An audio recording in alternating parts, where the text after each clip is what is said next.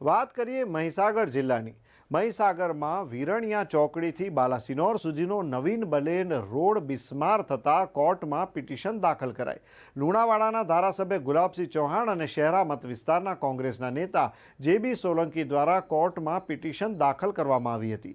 100 કરોડ રૂપિયાની માતબર રકમમાંથી બનેલો રોડ અવારનવાર તૂટી જતા કોર્ટમાં પિટિશન કરાઈ.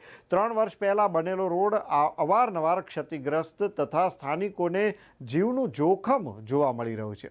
અનેક રજૂઆતો છતાં માર્ગ અને મકાન તેમજ કોન્ટ્રાક્ટર દ્વારા કોઈ કાર્યવાહી હાથ ન ધરાતા છેવટે કોર્ટમાં પિટિશન કરાઈ. કોર્ટમાં પિટિશન દાખલ કરતા જવાબદાર કોન્ટ્રાક્ટર સહિતને કોર્ટ દ્વારા નોટિસ પણ ફટકારવામાં આવી છે.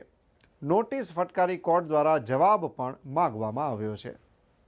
લુણાવાડા તાલુકાના વિરણિયા ચોકડીથી દેવ ચોકડી સુધીના જે હાઈવે રોડ છે, જેને 1.5 વર્ષ પહેલાં એનું રિસર્ફેસિંગ કરવામાં આવેલું, આ રોડ અત્યારે બિલકુલ બિસ્માર હાલતમાં છે.